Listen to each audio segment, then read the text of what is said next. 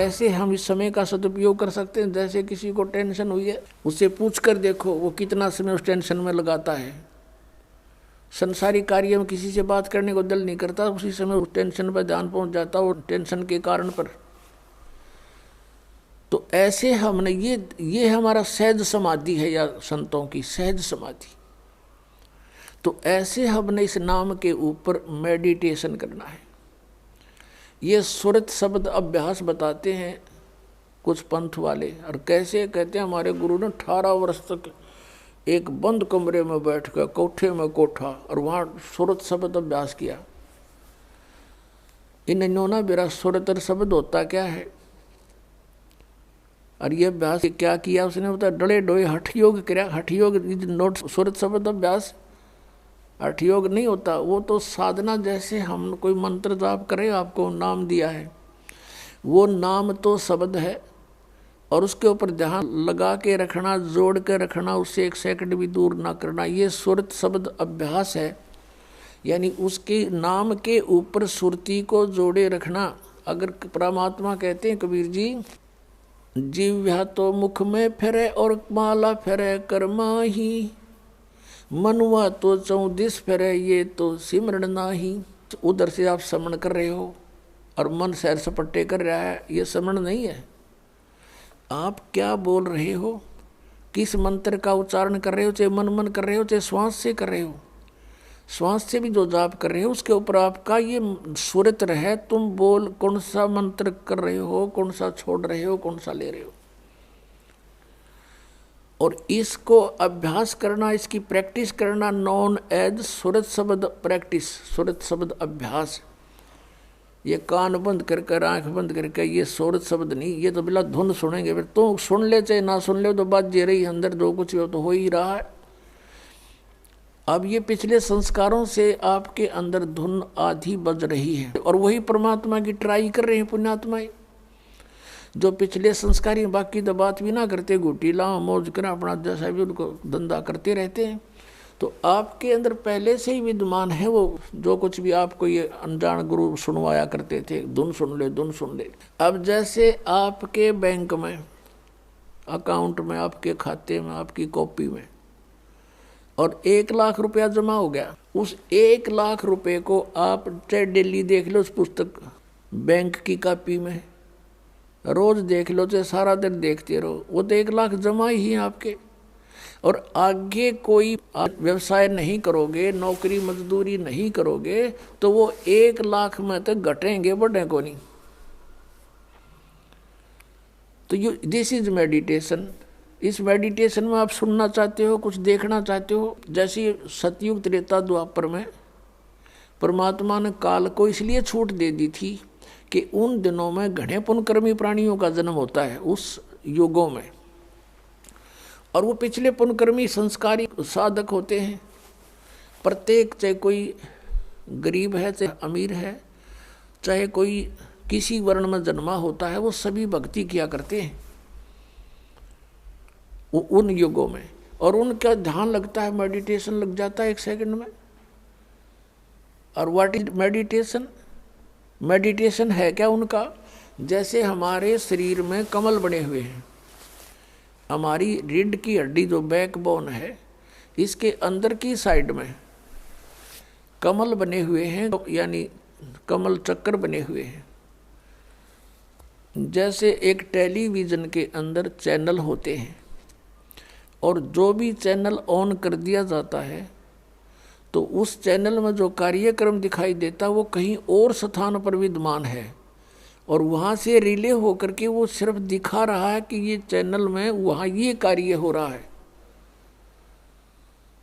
तो ऐसे ही हमारे शरीर के अंदर चैनल हैं, मूल कमल, फिर उससे 2 उंगल ऊपर स्वाद चक्र, फिर नाभि चक्र जिसको नाभि कमल भी कहते हैं, और फिर हृदय चक्र हृदय कमल, और फिर कंठ का चक्र कंठ कमल, और फिर त्रिकुटी का कमल, और फिर सहस्रार कमल।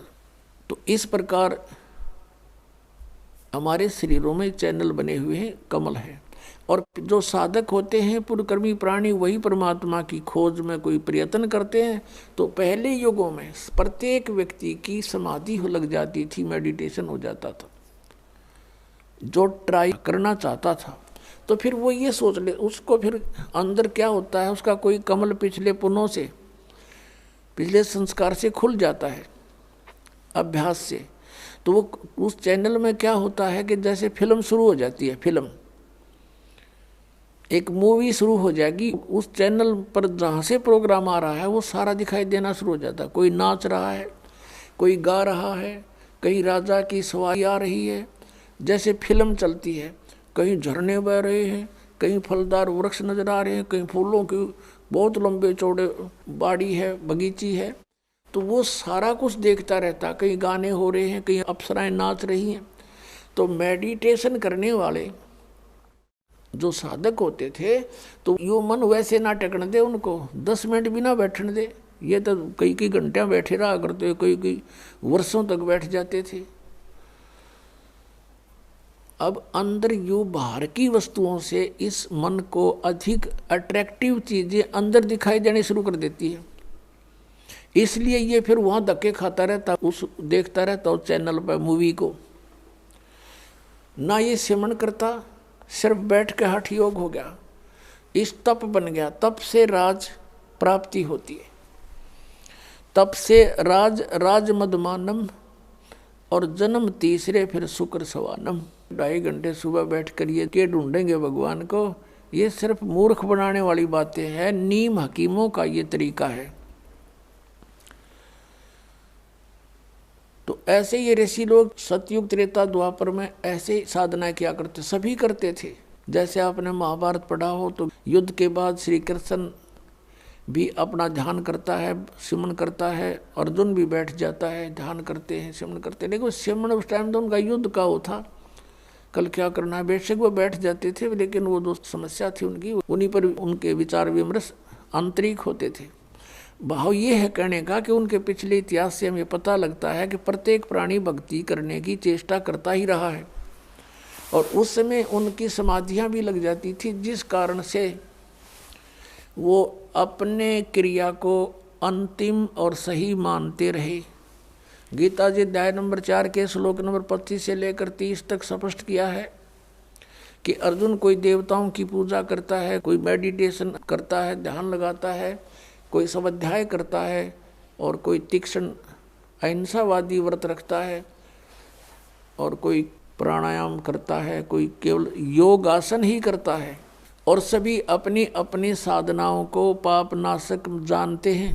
फिर गीता जी अध्याय नंबर 4 के श्लोक 32 में कहा कि अर्जुन, ऐसी धार्मिक अनुष्ठानों की जानकारी विस्तार के साथ सच्चिदानंद घन ब्रह्म की वाणी में ब्रह्मणे मुखे, उसमें कही गई है सही विस्तार के साथ। परमेश्वर ने स्वयं आकर अपने मुख कमल से बोली है, वो साधना है सही, और वो है तत्व ज्ञान। चौथे अध्याय के 34वें श्लोक में कहा कि फिर उस तत्व ज्ञान को तू तत्वदर्शी संतों के पास जाकर समझ। उनको दंडवत प्रणाम करने से, कपट छोड़ करके उनसे प्रार्थना करने से वो तत्वदर्शी संत तुझे परमात्म तत्व का ज्ञान कराएंगे, उनसे पूछो। तो इससे एक तो ये सिद्ध हो गया कि Gita is not complete knowledge. Shrimad Bhagavad Gita में कंप्लीट स्पिरिचुअल नॉलेज नहीं है, इनकम्प्लीट है, लेकिन गलत नहीं कह सकते। हाँ, गलत वो है जैसे इस काल ने कुछ युद्ध कराने के लिए अर्जुन से अटकलबाजी की है। अभी आपको बता के 5वें अध्याय में वो कहता है कि ऐसे आसन लगा ले, ऐसे बैठ जा, नाक के आगे ध्यान लगा। ये इसका अपना मत है, स्वयं कहता है ये मेरा मत है, और बाकी वेद ज्ञान है।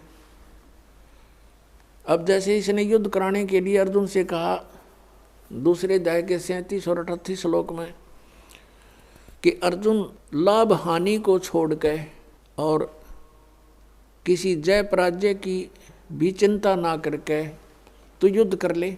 अब पहली तो बात समझ की है कि बिना बगैर लाभ हानि के कौन सिर फुड़वावे, और फिर तुरंत कहता है कि यदि तू युद्ध में जीत गया तो पूरी पृथ्वी का शासन प्राप्त होगा, राज भोगेगा, और यदि तू युद्ध में मारा गया तो स्वर्ग में जाएगा, तेरे दोनों हाथों में लड्डू हैं, युद्ध कर ले। बता, इसका कोई थ्योरी है? पहले मैं तो कह रहा है कि लाभ और हानि छोड़ कर युद्ध कर ले, हार जीत की भी चिंता ना करे, और तुरंत लाभ हानि बता रहा है कि यदि मारा गया तो स्वर्ग में जाएगा और जीत गया तो पृथ्वी का शासन भोगेगा। बता, आप पे लाभ हानि बता रहा है, फिर क्या लाभ हानि मत सोचे। तो ये इसकी अटकलबाजी जो इस तरह की बकवाद इस काल ने युद्ध कराने के लिए की है कि किसी तरह यू नाश हो, वो करवा दिया इसने फिर।